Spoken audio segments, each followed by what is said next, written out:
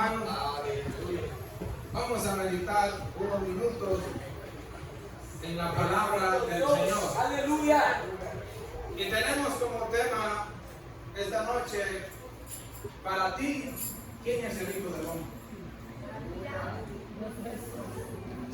Para ustedes, ¿quién es el Hijo del Hombre? Si yo pregunto a mi pastor, para usted, ¿quién es el Hijo del Hombre? ¿Verdad? Y todos nosotros tenemos, ¿verdad?, una respuesta a esa pregunta clave. Y verdad, y es una pregunta que aunque nosotros la ignoremos con nuestro silencio, de igual forma nuestro silencio está respondiendo. Entonces, el Hijo del Hombre, ¿por qué se le llama a él el Hijo del Hombre? ¿Verdad? Porque fue necesario, o era necesario que Cristo tomara forma, ¿verdad?, de hombre y venir a esta tierra. Amén. Y a ellos, ¿verdad?, se le llamaba el Hijo del Hombre o el Hijo del Carpintero, ¿verdad? Porque fue así José, ¿verdad?, quien, ¿verdad?, él lo tomó, aunque no fue el que lo engendró, pero fue él quien tomó a María, ¿verdad?, aconsejado o mandado por aquel ángel de Dios. Entonces, fue necesario que Cristo tomara la naturaleza humana, porque el castigo del pecado exigía sufrimiento del cuerpo y del alma. Entonces, en su ministerio muchas personas le llamaron el Hijo del Hombre, pero se requería que la naturaleza de Jesús fuera sin mancha, fuera pura, y verdad, lo cual nosotros vemos que él lo cumplió, porque la Escritura dice que no se halló pecado en él. Entonces, en la carta del apóstol Pablo a los Filipenses, capítulo 2, verso 5 en adelante, ahí nosotros podemos ver, ¿verdad?, cómo en esos versos se describe, ¿verdad?, a Jesucristo. ¿Verdad? Muchos le han llamado a esos versos el himno de la cristología, donde habla de su encarnación, de su sufrimiento, amén, ¿verdad?, de lo que él fue hasta la cruz, su muerte y su resurrección y su ascensión al cielo, amén. Entonces vemos ahí de que, vamos a ir a Filipenses 2:5, donde nosotros vemos ahí, dice así: haya pues en vosotros este sentir que hubo también en Cristo Jesús, el cual siendo en forma de Dios, no estimó el ser igual a Dios como cosa que aferrarse, sino que se despojó de sí mismo, tomando forma de siervo, hecho semejante a los hombres, y estando en la condición de hombre, se humilló a sí mismo, haciéndose obediente hasta la muerte y muerte de cruz. Entonces, en estos versos, ¿verdad?, se habla de la humillación de Jesús, ¿verdad?, ya que en su encarnación y los sufrimientos se puede ver la humillación que hubo en él. La humillación más grande para Jesús es, ¿verdad?, que él, siendo Dios, ¿verdad?, tomó forma de hombre, forma de siervo, tuvo que encarnarse en un cuerpo como el suyo y el mío. En su ministerio él fue verdaderamente Dios, verdaderamente hombre, amén. Y él se condujo, amén, y vemos nosotros el sufrimiento, su humillación, y aquel Pedro se hizo carne y habitó entre nosotros y dimos su gloria, gloria como el ejemplo del Padre, lleno de gracia y de verdad. Y verdad, de la forma como fue su concepción fue así, de una manera sobrenatural, ¿verdad? Lo podemos ver en Lucas capítulo 1, verso 35. Dice: respondiendo el ángel le dijo: el Espíritu Santo vendrá sobre ti, y el poder del Altísimo te cubrirá con su sombra, por lo cual también el santo ser que nacerá será llamado Hijo de Dios. Hablando a María, ¿verdad?, de que, ¿verdad?, que fue la elegida para que Jesucristo, ¿verdad?, pudiera estar en ese vientre y fuera ella quien lo trajera a este mundo, amén, a cumplir el propósito por el cual el Padre lo había enviado a esta tierra. Sus sufrimientos se ven nacimiento hasta su angustia en el Getsemaní y su muerte en la cruz del Calvario. ¿Verdad? Nosotros podemos ver cómo Él sufrió desde su nacimiento, de la forma que Él nace, en la manera que Él nace, ¿verdad? Cómo antes de eso sus padres tienen que emigrar a otros lugares y cuando se dan cuenta que Él ya nace, pues aquel rey Herodes, ¿verdad? Celoso, ¿verdad? Manda a buscar supuestamente para adorarlo, pero sin embargo Él quería matar a Jesús. Entonces vemos nosotros que desde su nacimiento, el sufrimiento que Él experimentó hasta que Él, ¿verdad?, murió en la cruz del Calvario, pero eso lo hizo por amor a usted y a mí. Entonces, por eso, ¿verdad?, Él se le llamó el Hijo del Hombre, porque muchas veces tú no eres el hijo del carpintero, ¿verdad?, aunque ciertamente fue Él, ¿verdad?, aparentemente, ¿verdad?, su padre José, pero Él había sido concebido por el Espíritu Santo. Y cuando Él lo miraron así, siempre se le llamaba el Hijo del Hombre. Y Él, ¿verdad?, en esta ocasión, Él hace la pregunta a sus discípulos, ¿verdad? Y es una pregunta que me imagino yo me puedo imaginar la escena de los apóstoles en ese momento, donde ellos se quedan, ¿verdad?, silencio a la pregunta que el maestro les dice. Pero, ¿verdad?, cuando se trata con respecto a los demás, ellos están prontos a responder. Les dice, ¿quién dicen los hombres que es el Hijo del Hombre? A lo cual ellos responden, ¿verdad? Unos dicen que tú eres Juan el Bautista. Unos dicen que tú eres Juan el Bautista. Y la pregunta que yo me hago, hermanos, y medito en esto, es de que esta pregunta Jesús las hizo a sus discípulos estando en un lugar que se llamaba Cesarea de Filipo. Y me hacía la pregunta de que, ¿cómo es, verdad, de que Jesús en su ministerio, Él siempre cuando hacía un milagro, Él decía a la persona, ve y no digas a nadie. Ve y no se lo digas a nadie. Porque su momento aún no había llegado. Y esta ¿verdad?, identificación de Él no la hace en Jerusalén, no la hace en ninguna sinagoga, sino que lo hizo apartado, en un lugar donde Cesarea de Filipo se conocía por ser una ciudad con un recorrido, con una historia de idolatría muy grande, pero que ahí había mucho pueblo gentil, ¿verdad? Y fue ahí donde Él, estando en ese lugar, que dice al otro lado, en el lugar donde las personas, ¿verdad?, lo que eran los gentiles y todas las personas que eran fuera del pacto, se encontraban allí. Y viene ahí y ahí ejecuta esa pregunta, ¿verdad? Y hace esa pregunta, ¿verdad?, a sus discípulos. Y esa pregunta sigue estando vigente hasta el día de hoy. Por eso yo les pregunto para ustedes, ¿quién es el Hijo del Hombre? Para cada uno de nosotros, ¿quién es Jesús? Y es una pregunta que nosotros debemos hacerla, ya que Jesucristo es el representante, ¿verdad?, de Dios aquí en la tierra. Amén. Entonces, ¿verdad?, Él viene y le hace la pregunta diciendo, ¿verdad?, ¿quién dicen los hombres que es el Hijo del Hombre? Y ellos responden, unos dicen que tú eres Juan el Bautista.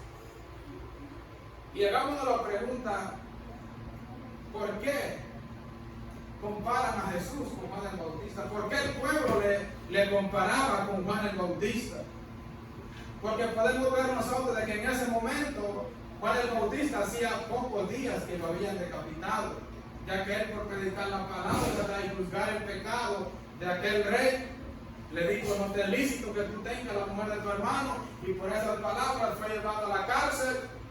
Y posteriormente, ¿verdad? En una fiesta que tuvieron ahí, el rey dijo, pídame a alguien lo que quiera, yo se lo voy a hacer. Y le dijo, pide, ¿verdad?, que se le lleve la cabeza de Juan el Bautista en un plato. Y se cumplió. Entonces Juan el Bautista hacía pocos días que había muerto. Entonces ellos dicen, este es Juan el Bautista que anda otra vez. Juan el Bautista que resucitó a los muertos y anda predicando. ¿Por qué? Porque su mensaje se parecía, porque los dos de ellos casi que tenían la misma templanza. A Juan el Bautista no le importaba, ¿verdad?, estar frente a aquellas grandes personas, aquellos reyes, aquellos sacerdotes, aquellos levitas, aquellos fariseos, saduceos. No le importó decir decirles la verdad, amén, sino que él habló, ¿verdad? Como el Señor le había puesto en su corazón. De igual forma apareció Jesús hablando y diciendo: el reino de los cielos se ha acercado. Entonces, por eso ellos confunden, ¿verdad? Que posiblemente decían que él sea Juan el Bautista. Y luego dice, y otros dicen que Elías, ¿verdad? Otros dicen que Elías. Entonces, ¿verdad? ¿Por qué comparan, o verdad, ellos comparan a Jesús con Elías? ¿Verdad? Por sus grandes milagros que él hacía, puesto que Elías fue un hombre, ¿verdad?, que hizo muchos milagros, amén. Uno de los milagros más grandes que nosotros podemos ver es cuando él enfrenta, ¿verdad?, a los profetas, a los 450 profetas de Baal, y hace, ¿verdad?, aquel gran milagro, amén, cuando aquellos hombres dicen que ofrecieron sacrificio a su Dios, dijeron: el Dios que responda por fuego, ese es el Dios, amén. Y dicen que aquellos hombres ofrecieron sacrificio todo el día, y algunos se cortaban de sus manos para que saliera sangre, para que esa sangre de alguna forma moviera misericordia a Dios de ellos, para que la respondiera por fuego. Pero no fue así. Sin embargo, cuando Elías ora, ¿verdad?, una pequeña oración, pero un hombre que estaba en la voluntad de Dios, amén, y hizo ese gran milagro. Entonces fue una de las razones por las cuales ellos, ¿verdad?, decían que probablemente era Elías. Entonces también tenemos otro, que dice: oh, Jeremías. Entonces, ya que Jeremías, pues también, ¿verdad?, se le llamó el profeta de las lágrimas, un profeta que tenía misericordia de aquel pueblo judá, les predicaba, y al ver, les profetizaba, al ver la dureza de ellos, lloraba en gran manera al ver, ¿verdad?, que el pueblo no se arrepentía. De igual forma, ¿verdad?, ellos miraban a Jesús cuando él, ¿verdad?, en el muro de los lamentos, él le expresó unas palabras: digo: ay, Jerusalén, Jerusalén, tú que matas a los profetas y apedreas a los que te son enviados. ¿Cuántas veces, le dice el Señor, quise yo arrullarte como la gallina arrulla sus polluelos, y no quisiste? Entonces, por lo tanto, me la dejada desierta. Y, ¿verdad?, y él, ¿verdad?, se movía misericordia, ¿verdad?, en muchas ocasiones, ¿verdad?, en aquel texto corto, ¿verdad?, que creo que nosotros aprendemos cuando somos niños, de Jesús lloró, donde, ¿verdad?, se le da la noticia de que, ¿verdad?, su amigo Lázaro, a quien él amaba mucho, había muerto, y él, llegando a la tumba de él, tuvo misericordia, dice que también lloró. Entonces, ¿verdad?, el pueblo, ¿verdad?, o las personas o los hombres de la época tenían, de alguna manera, tenían una respuesta, o si le preguntaban quién era Jesús, ellos daban su punto de vista quién era Jesús, ¿verdad? O también, ¿verdad?, dice: o algunos de los profetas. ¿Y por qué con algunos de los profetas? Era por la templanza que Jesús tenía, porque una de las características de que, ¿verdad?, una de las características que tenía un profeta, que era templado en lo que decía. Él decía: así dice Jehová, en cuya presencia he estado, sin importar que fuera un rey, sin importar que fuera un príncipe, sin importar quién fuera, ellos decían la palabra del Señor con autoridad. Por eso, cuando Jesús, ¿verdad?, él habla de los 2 cimientos, ¿verdad?, y dice: cualquiera pues que oye estas palabras y las pone por obra, le compraré a un hombre prudente que edificó su casa sobre la roca, ¿verdad?, y los cuales se vinieron ríos y pegaron fuerte contra aquella casa, y no cayó porque estaba fundamentado sobre la roca. Pero aquel que oye estas palabras y si no las pone por obra, le comparé a un hombre prudente, a un hombre ignorante, amén, que edificó su casa sobre la arena, y vinieron ríos y se la llevó. Entonces dice que las personas, al oír cómo Jesús predicaba, se admiraban de su doctrina, porque decían: él habla con autoridad, y no a los escribas.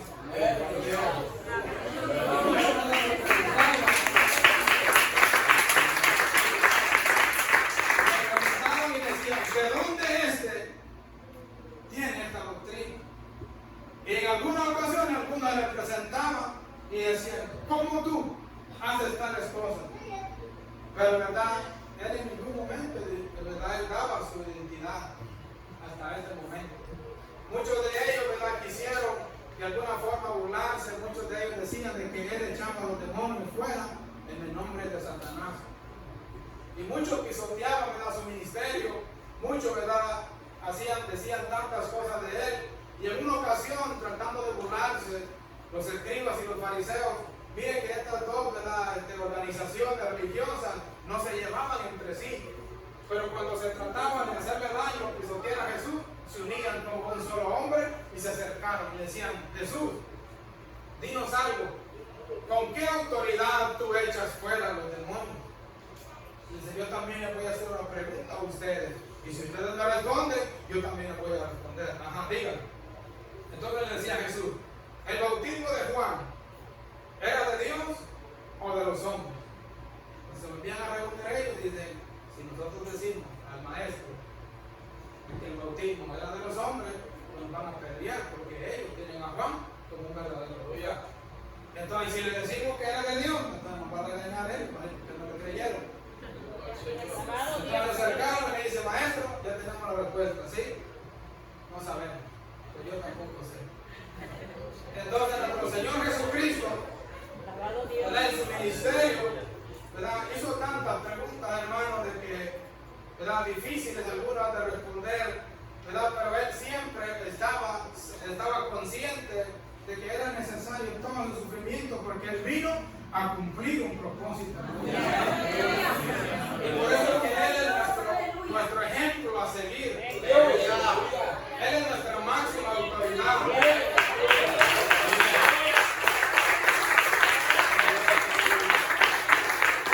Él es a quien nosotros tenemos que imitar. En los tiempos más difíciles de nuestra vida, a confiar en Jesús. Sin importar lo que esté pasando, confiemos en Jesús. El mundo puede estar afuera, loco, haciendo tantas cosas, pero usted confiando en Jesús. Él tenía a Dios, dice, como cosa que aferrarse, pero no lo hizo. Pero usted y yo sí tenemos todo el derecho de aferrarnos.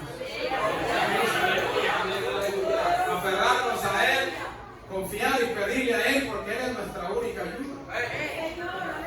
Entonces ahora, ¿verdad?, viene la pregunta. Ya les preguntó acerca de qué dicen los hombres. Ahora la pregunta es personal. ¿Y ustedes? ¿Y ustedes quién decís que soy yo? Me imagino, ¿verdad?, aquel momento de silencio, mirándose la cara uno al otro, diciendo: Pedro, o ¿verdad?, Juan, Felipe, ¿quién decís tú? Y ¿verdad?, pero de repente aparece Pedro y dice: ¿verdad?, tú eres el Cristo, ¿verdad?, tú eres el Cristo, tú eres, ¿verdad?, el Mesías, tú eres el esperado, tú eres el deseado, tú eres el Cristo, el Hijo del Dios viviente. Entonces Jesús le dice: bienaventurado eres, Simón, hijo de Jonás, porque no te lo reveló carne ni sangre, sino mi Padre que está en los cielos. En otras palabras dice: bienaventurado, bendito eres, Pedro, porque eso no te lo reveló Tomás, porque ni creí. Eso no te lo reveló Felipe, eso te lo reveló mi Padre que está en los cielos.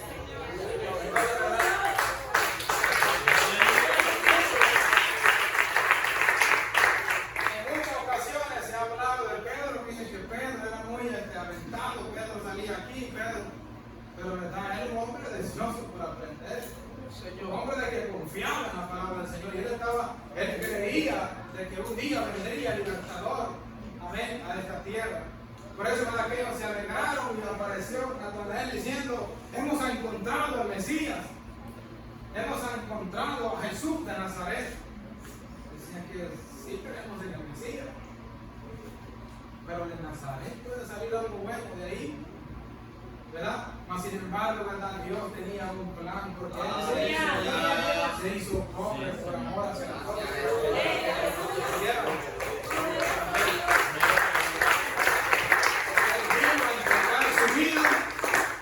Por amor a nosotros.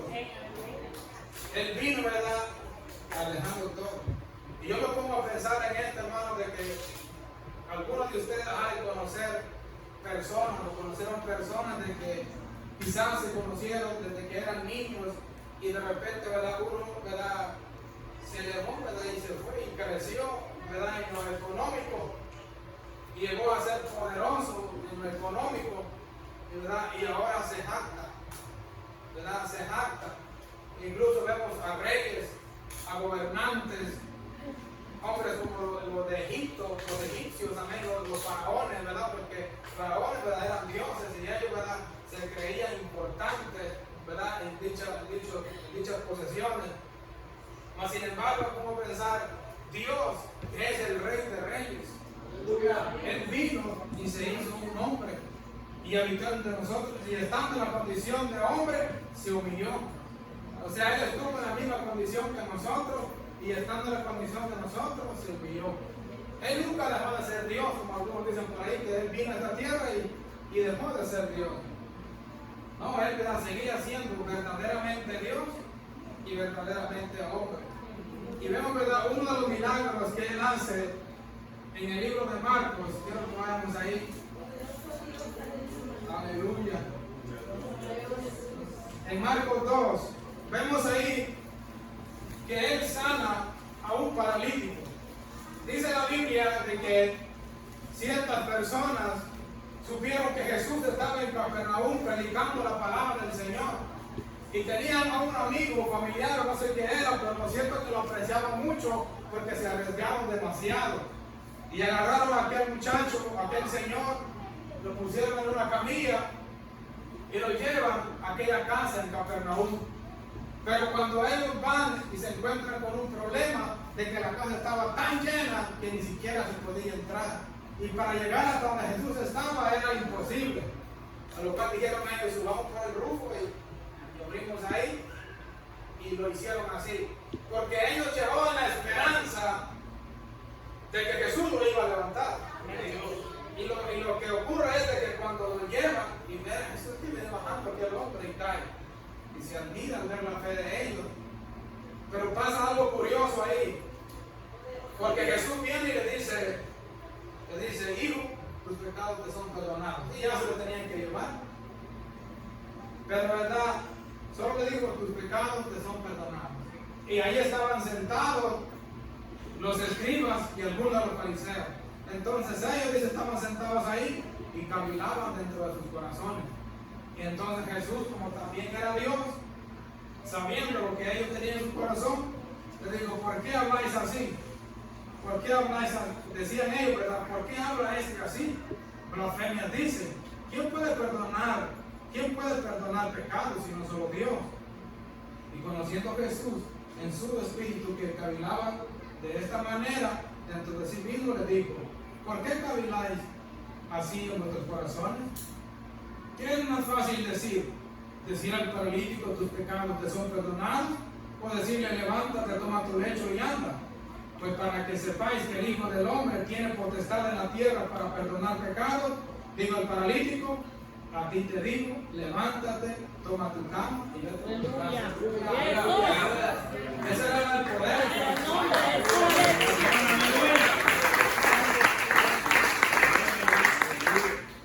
Quizás aquel hombre se iba a decir más, pero por la mentalidad de aquello, Jesús dijo, bueno, para que miren que no solamente puedo perdonar pecados, pues a este le voy a decir que se levante y que se vaya.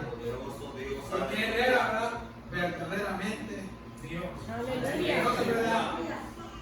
Él hace esta pregunta, ¿quién dicen los hombres? O sea, y para ustedes, ¿quién soy yo? ¿Verdad? Porque eso es lo que realmente importa, lo que los demás, el concepto que cada individuo tenga afuera con respecto a Cristo, eso no importa. Como quiera, cada uno de nosotros los que estamos aquí un día nos vamos a parar delante de Dios. Un día nos vamos a presentar delante de Cristo. Y es bueno que cuando vaya hacia el espejo y se mire en el espejo, diga, está chulado un día, se tiene que presentar delante de Dios. No va a andar haciendo otra cosa que qué feo estoy, qué fea estoy, qué canoso me estoy poniendo, qué canoso me estoy poniendo. No, preocúpese porque un día se va a presentar delante de Dios. Y ahí nos van a preguntar, ¿qué crees tú de Cristo? No. Entonces, ¿verdad? Por eso Pablo aconseja a su hijo amado Timoteo, le dice, procura con diligencia presentarte a Dios como un obrero aprobado, que no tiene de qué avergonzarse, que usó bien la palabra de verdad, no se puso a contender que sí, que quien se salva, será que aquel se salvó, será que aquel se perdió. ¿Verdad? Jesús le dijo a ciertas personas en una ocasión, dejen de estar viendo si los demás se salvan, sino procuren a salvarse ustedes. Procuren entrar por la puerta. Procuren entrar. Entonces, porque eso es lo que realmente importa, hermano, de que lo que nosotros pensamos, nuestra mentalidad que tengamos acerca de Cristo. Saber de que la decisión tenemos que tomarla nosotros. ¿De quién es Jesús para nosotros? Porque muchos solamente lo tienen como su proveedor. Él es mi proveedor. Y o sea que solamente cuando están en escasez, dicen, Dios proveerá. Y buscan al Dios proveedor. ¿Y qué pasa cuando ya le proveyó lo que necesitaba? Se va. O para muchos solo es su sanador. Y ahí no más. O para muchos, ¿verdad? Solamente, ¿verdad? Dicen y lo proclaman de labios, Él es mi Señor. Él es mi Padre. Él es el que me guía. Pero en realidad no hay, ¿verdad?, una humillación. No hay, ¿verdad?, una determinación así a servir al Señor. Entonces Cristo, ¿verdad?, Él es el representante de Dios aquí en la tierra. Amén, porque a Dios nadie le ha visto jamás. Dice, a Dios nadie le vio jamás. El unigénito Hijo que está en el seno del Padre, Él le ha dado a conocer. Él dio a conocer, la verdad, al Padre. Porque en el Antiguo Testamento se anunció, en el Antiguo Testamento se anunció por medio de tipos, por profecías. Pero en Gálatas 4:4, vamos a ir allá, dice, pero cuando vino el cumplimiento del tiempo, Dios envió a su Hijo, nacido de mujer y nacido bajo la ley, para que redimiese a los que estaban bajo la ley, a fin de que recibiésemos la adopción de hijos. Y por cual sois hijos de Dios, y por cuanto sois hijos de Dios, envió a vuestros corazones el Espíritu de su Hijo, el cual clama, Abba, Padre. Así que ya no sois esclavos, sino hijos, y si hijos también herederos de Dios por medio de Cristo. Entonces, Él se anunció, ¿verdad?, por los profetas. Amén, como dijo Natanael, ¿verdad?, Jesús prometido, el Mesías, está con nosotros. Entonces, ¿verdad?, cuando se cumplió el tiempo, Él vino a cumplir el propósito. Y por eso la declaración de Pedro es bastante fuerte, porque él dice, tú eres el Cristo, tú eres el ungido, tú eres el Mesías, tú eres el Rey. Esas palabras no eran tan fáciles, ¿verdad?, para decirlas. Tenía que ser una revelación como la tuvo Pedro para poderla exponer. Porque póngale que si ¿verdad?, hubiese sido una mentira, a pobre Pedro lo hubieran apedreado por estar diciendo, ¿verdad?, blasfemia, ¿verdad? Pero no fue así, porque fue Dios quien la reveló. Entonces, cuando vino el cumplimiento del tiempo, porque todo se cumple, ¿verdad?, lo que Dios promete, Él lo cumple. Una de las características de Dios es que Él es fiel. Él es fiel a sus promesas. Y por tanto, como Él es fiel, nosotros tenemos que servirle a Él con fidelidad. Tratar la forma de agradarle a Él. Porque muchos, ¿verdad?, hacen cosas del nuevo evangelio conforme a ellos les place y dicen, de todas maneras Dios es fiel. Si supieran lo que significa eso, ¿verdad?, no importa, de todos modos Dios es fiel. Dice, ¿verdad?, en una de las cartas de Timoteo dice, si sufrimos con Él, también gozaremos con Él, ¿verdad? Si morimos por Él, también reinaremos con Él. Si le negáramos, Él también nos negará, ¿verdad? Porque Dios es fiel. Entonces, ¿verdad?, no sea que nosotros, ¿verdad?, nos hallemos, ¿verdad?, alejados de Dios en el día que nos presentemos delante de Él, ¿verdad?, y Él va a ser fiel con nosotros. Amén. Conforme a nuestro Entonces, tratemos la forma de agradar a nuestro Señor. Entonces, Cristo en su tiempo vino para redimir a aquellos que estaban bajo la ley. Porque todos nosotros, dicen, nos habíamos extraviado y estábamos, ¿verdad?, bajo la ley, bajo la maldición de la ley, porque nadie podía cumplir la ley, ¿verdad? Pero Cristo vino a redimirnos, amén, de la ley del pecado, amén. Entonces Él vino, dice, y nacido de mujer, porque se pedía así, como decía al principio, era necesario que tenía que sufrir, pero ninguna persona podía, ¿verdad?, llenar ese papel porque todos ya cuando nacemos bajo la legislación del pecado.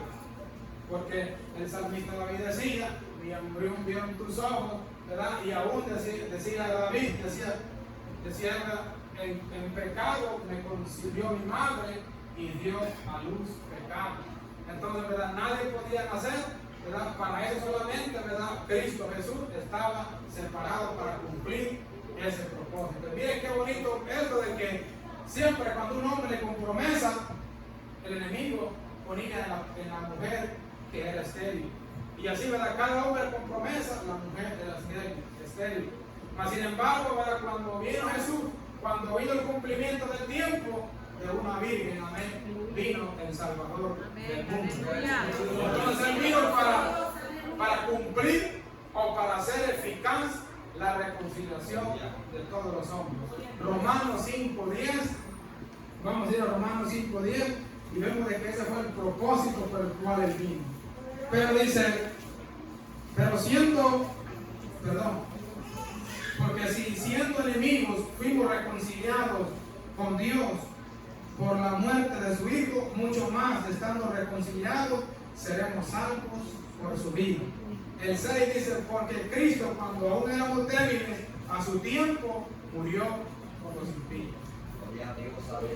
Cuando nosotros éramos débiles, Él vino y murió por nosotros. Es decir, débiles porque no podíamos hacer nada nosotros para poder salvarnos, ¿verdad? Pero Él vino y murió por nosotros. Éramos débiles, pero Él vino y murió por nosotros. Ahora queda de nosotros, si nosotros, ¿verdad?, queremos verlo a Él como Señor, si nosotros queremos agarrar esa esperanza, porque la puerta está abierta, pero el que quiere entrar, va a entrar, y el que no, se la meterá.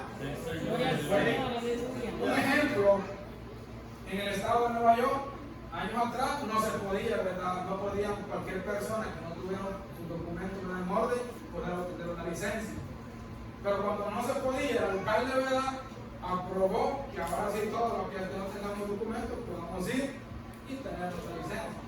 Ya, ¿verdad?, eso se abrió. Ahora el individuo tiene que prepararse, tiene que pasar ciertas clases, prepararse y poder ir y aplicar y pasarla y ahora obtener su licencia y cuidarla. Porque si no, también la perderá. De igual forma, cuando nosotros no podíamos hacer nada, Cristo, ¿verdad?, vino y murió por nosotros.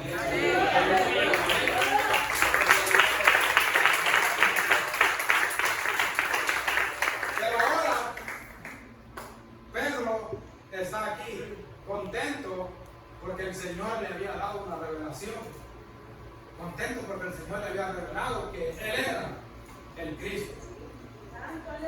Pero sigue diciendo Jesús, porque Él vino a cumplir un propósito, Él vino a cumplir una misión que su Padre le ha mandado. Entonces dice, desde entonces, o sea, después de que Jesús le dijo las palabras, desde entonces comenzó Jesús a declarar a sus discípulos que le era necesario ir a Jerusalén y padecer mucho de los ancianos, de los principales sacerdotes y de los escribas, y ser muerto y resucitar al tercer día. Ahí se puso seria la cosa. Entonces Pedro, tomándole aparte, comenzó a reconvenirle diciendo, Señor, ten compasión de ti, en ninguna manera esto te acontece.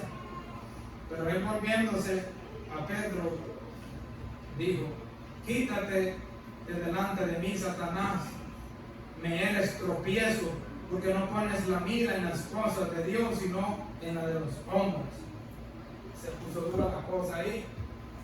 Porque Pedro, ¿verdad?, aún no había entendido el propósito por el cual Dios había venido. Ese Cristo, ¿verdad?, se le consideró que iba a ser un varón de dolores, experimentado en quebranto.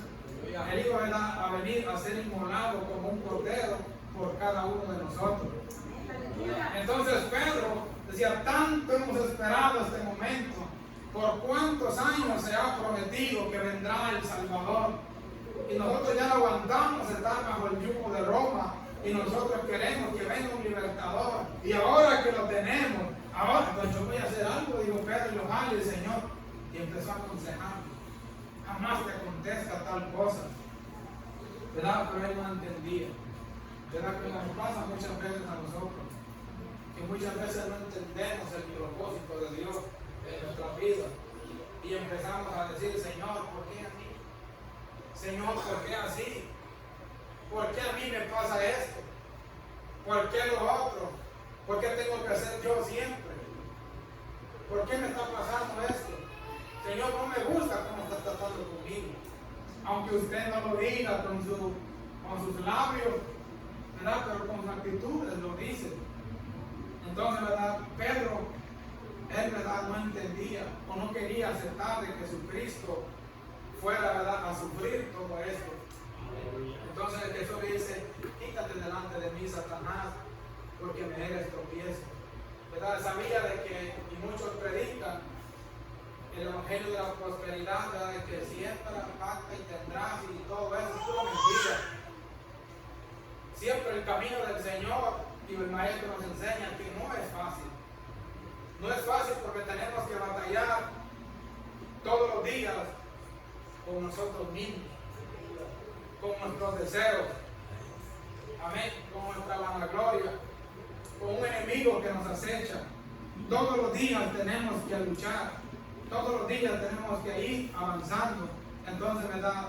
Pedro, ¿verdad? Él no quería que Jesucristo sufriera todas estas cosas, pero era necesario que este Cristo experimentara todo eso, ¿verdad?, por amor hacia nosotros. Y él dice, me es necesario ir a Jerusalén y sufrir mucho, ¿verdad? Porque él, ¿verdad?, como vimos en Filipenses, que claro, él se humilló, él, ¿verdad?, se encarnó, ¿verdad?, él estando en la condición, ¿verdad?, él fue obediente hasta la muerte y muerte de cruz, por lo cual Dios también le exaltó y le dio un nombre que es sobre todo nombre.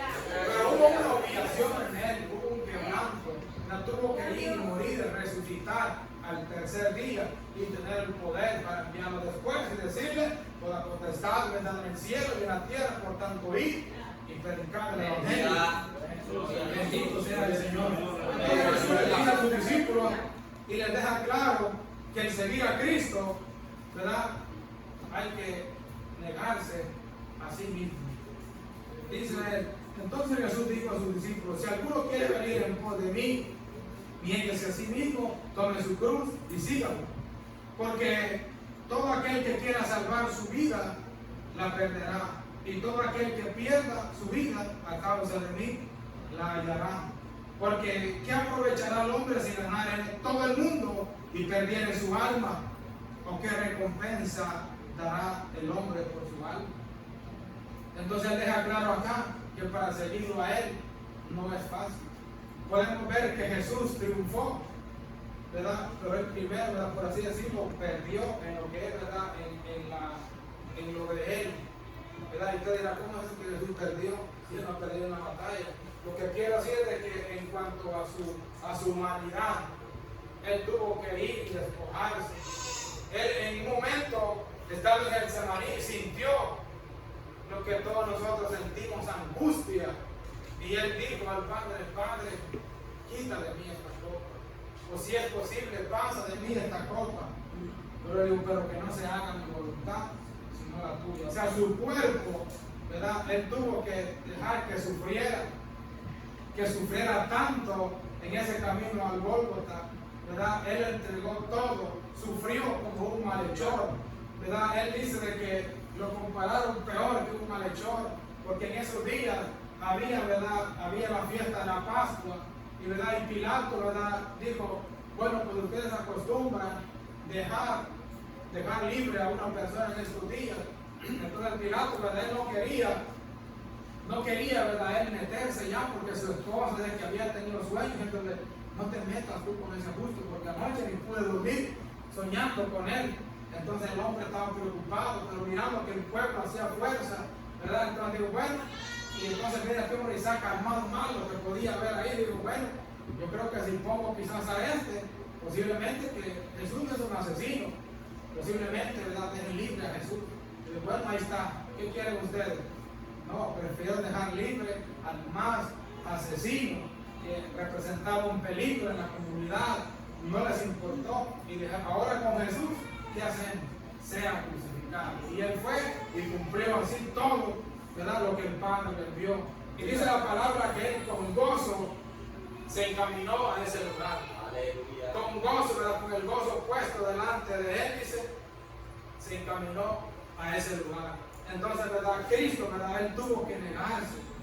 Él tuvo que morir, tuvo que negar a todo. Amén. Y aunque Pedro no quería aceptar, pero él, ¿verdad? Tenía que ir. Él tenía que ir a cumplir lo que el Padre le había encomendado.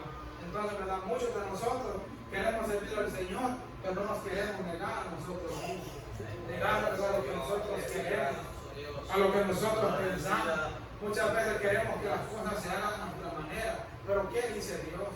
¿Qué dice Jesús? ¿O quién es Jesús para con nosotros? ¿Verdad? Porque no basta solamente con decirle Señor, Señor, ¿verdad? Porque uno en Mateo 7, 21 dice, no todo el que me dice Señor, Señor, entrará en el reino de los cielos, sino el que haga la voluntad de mi Padre que está en los cielos. Nosotros tenemos que hacer la voluntad de Dios. Amén. Porque muchas personas solamente dicen Señor, Señor, y así quieren, ¿verdad? Ellos, que el Señor tenga misericordia de ellos, sino que necesitamos nosotros serle obediente al Señor como fue Cristo. Por eso dice, haya pues en vosotros este sentir que hubo también en Cristo. Ser obedientes a Él, sabiendo de que el mundo pasa y su deseo. Pero el que hace la voluntad de Dios, ese permanece para siempre. No améis al mundo y las cosas que están en el mundo. Bendito sea el Señor. Y unas personas dicen por ahí, pero ¿cómo es posible que Jesús nos va a decir que no amemos al mundo? Cuando en Juan 3:16 dice, porque de tal manera amó Dios al mundo. Así como solucionamos nuestro problema. La cosa es de que Jesús vino y dio su vida en rescate de toda la humanidad para que todos tengan ahora ese acceso, puedan entrar a Él. Ahora ya los que entraron, ¿verdad? Ahora ya no son dignos del mundo, o el mundo no es digno de ellos. Ahora ellos no quieren nada con este mundo, nosotros no queremos nada con este mundo, no queremos agradar al mundo, sino agradar a Dios. No queremos agradar a las personas, porque Él fue el que nos redimió, Él fue el que le entregó su vida por amor hacia nosotros. Amén. Por eso nosotros debemos estar siempre agradecidos y negarnos a nosotros mismos y decir, no importa lo que yo piense, aquí importa lo que Jesús dice. ¿Qué dice Jesús? ¿O qué pide Jesús de nosotros? Porque Él dice, ¿verdad? En Malaquías, ¿verdad? 1:6 dice, ¿verdad? El Hijo honra al Padre y el siervo a su Señor. Y si yo soy vuestro Padre, ¿dónde está mi honra? Y si yo soy vuestro Señor, ¿dónde está mi obediencia? Entonces nosotros tenemos que aprender a confiar en el Señor. Jesús, ¿verdad? Él vino a padecer con nosotros y nos dio ejemplo que en este camino hay que, ¿verdad?, perder el orgullo, perder la vanagloria, dejar todo atrás, decir no importa, vamos a seguir, aunque digan de esta manera, pero no importa, aunque me critiquen, aunque digan por allá, no se asusten, ¿verdad? Aunque digan, ¿verdad?, lo que digan, ¿verdad?, nosotros mantenemos confiando en el Señor.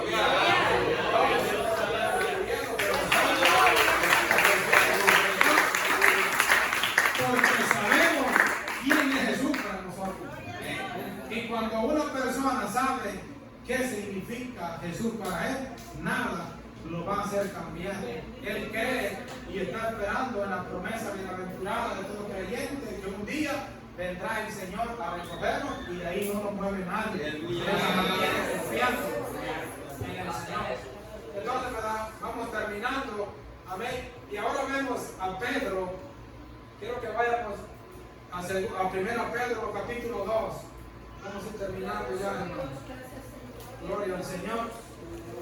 Y dice, aquel hombre, hermano, de que en ese momento no quería entender, que en ese momento, ¿verdad?, él decía, y que en ese momento, ¿verdad?, él, yo no quiero que mi Señor padezca todas estas cosas. Incluso, ¿verdad?, él después, aparentemente, ya estaba, ¿verdad?, seguro, decía, no, Señor, yo mi vida pondré por ti. No importa, yo voy a poner mi vida por ti. Y dice que así le negó en 3 veces. También después, cuando, ¿verdad?, le decían, ¿tú no conoces a él? No. Y así lo negó en 3 veces. Por eso cuando él vuelve y le pregunta, ¿verdad? Porque el hermano de ahí anoche decía, Pedro, ¿me amas? Sí, Señor, tú lo sabes. Y luego otra vez, Pedro, ¿me amas? Sí, Señor, tú lo sabes. Y luego la tercera vez, Pedro, ¿me amas? Ahí se aplicó porque no me ha querido, no me cree lo que le estoy diciendo. Señor, Señor, te amo, tú lo conoces todo. Amén. Entonces, pero este hombre, después de que no creía, después vemos a un hombre, ¿verdad?, que hizo tantos milagros, ¿verdad? Fue un hombre poderoso, ¿verdad?, en cuanto al desarrollo del Evangelio. Y ahora él viene y nos escribe una preciosa carta. Y vemos aquí, ¿verdad?, unos versos. Vamos a leer del 6 al 8. Y Pedro dice así, mire. Del 6 dice, por lo cual también contiene la escritura. He aquí pongo en Sión la piedra, he aquí pongo en Sión la principal piedra del ángulo, escogida y preciosa. ¿Quién cree que es ese? Jesús. Y el que creyere en él no será avergonzado. Para vosotros pues, los que creéis, él es precioso. Pero para los que no creen, la piedra que los edificadores desecharon ha venido a ser la cabeza del ángulo y piedra de tropiezo y roca que hace caer, porque tropiezan en la palabra siendo desobedientes, a lo cual fueron también destinados. Entonces, ¿verdad? Pedro está hablando de la roca viva, está hablando de Cristo, la piedra viva. Amén. Y él dice que también nosotros como piedras, ¿verdad?, seamos edificados como casa espiritual para sacerdocio santo al Señor. Entonces él dice, ¿verdad?, habla de la piedra, ¿verdad?, angular, aquella piedra que desechamos edificadores, para nosotros ha venido a ser nuestro principal tesoro. Por eso él dice, ¿verdad?, Pedro hablando dice, ¿verdad?, para vosotros los que creéis, Jesús es precioso. Para vosotros los que creéis, Él es precioso.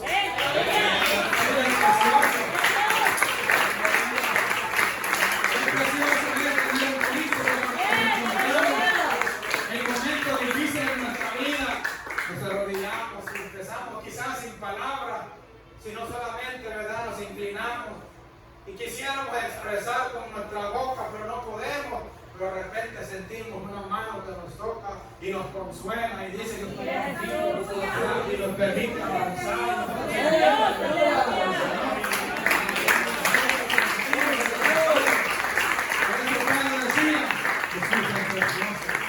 Él es precioso, porque muchas personas, ¿verdad?, quizás, ¿verdad?, piensan mal acerca de la mirada que Jesús le hizo a Pedro cuando él lo niega.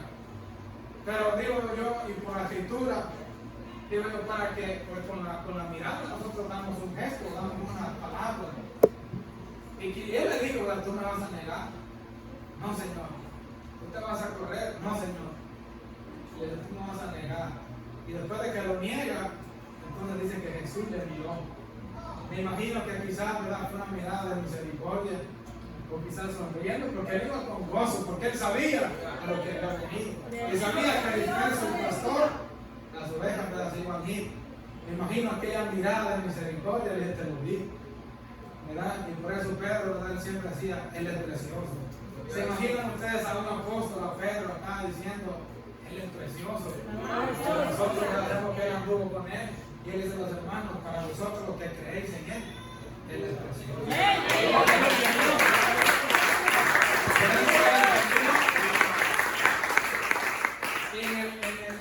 En el capítulo 6, varios versos 65 en adelante, ¿verdad?, dice que la multitud al empezar a oír cómo el Señor habló, dice, ustedes me siguen, no porque mi palabra haya cabida en su corazón, sino que me siguen porque les llené el estómago. Me siguen porque les doy comida. A buscar la comida espiritual, buscar la comida que sacia de verdad, buscar el pan del cielo. Y desde ese momento dicen que muchos se fueron y ya no les seguían. Hasta ellos mismos hicieron su reunión ahí. Y eso les dice, ¿ustedes acaso también se quieren ir? ¿Quieren irse también vosotros? Y Pedro dice, Señor, ¿a quién iremos? ¿A quién iremos si solamente en ti hemos encontrado poder de vida eterna? ¿En quién iremos si tú eres nuestro pronto auxilio? Él es precioso, amada iglesia, y nosotros tenemos que aprender a crecer en la roca viva. Debemos de saber, aunque el mundo, hermano, esté viviendo lo que esté viviendo, nosotros sabemos. Y podemos expresar las palabras que decía David: Jehová es mi luz y mi salvación. ¿De quién temeré? Jehová es la fortaleza de mi vida. ¿De quién he de atemorizar? Cuando se juntaron contra mí los malignos, mis enemigos, mis angustiadores, para comer mis carnes, dice, ellos tropezaron y cayeron.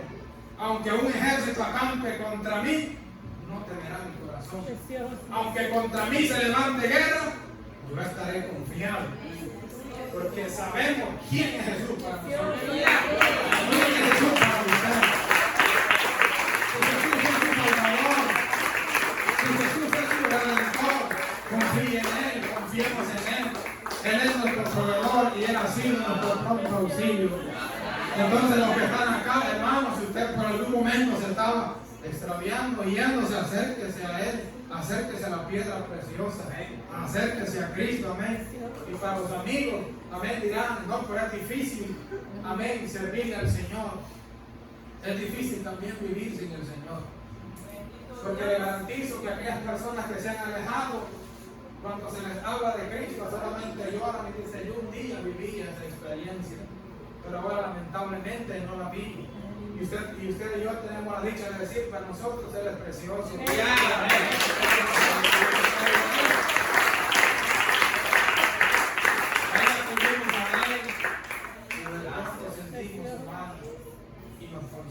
Y el problema está ahí, el problema sigue ahí, pero nuestra mentalidad ahora es diferente para enfrentar los problemas. Entonces es difícil vivir sin Dios, pero también, ¿verdad?, es difícil vivir una vida, ¿verdad?, dedicada al Señor. ¿Por qué? Porque se trata de negarnos a nosotros mismos.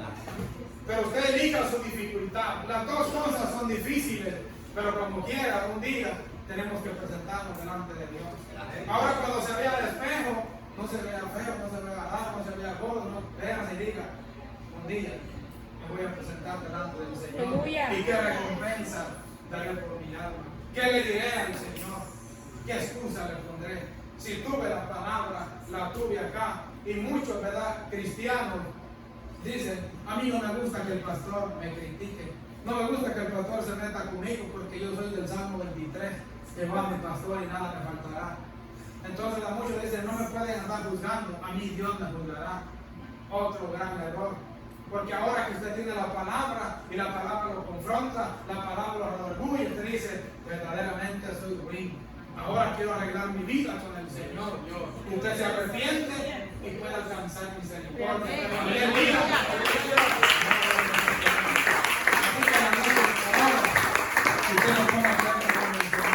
Así que doy gracias al Señor y gracias por su paciencia, gracias por haberme escuchado, ¿verdad? Y Dios le bendiga y Dios le dé tiempo para nuestro pastor.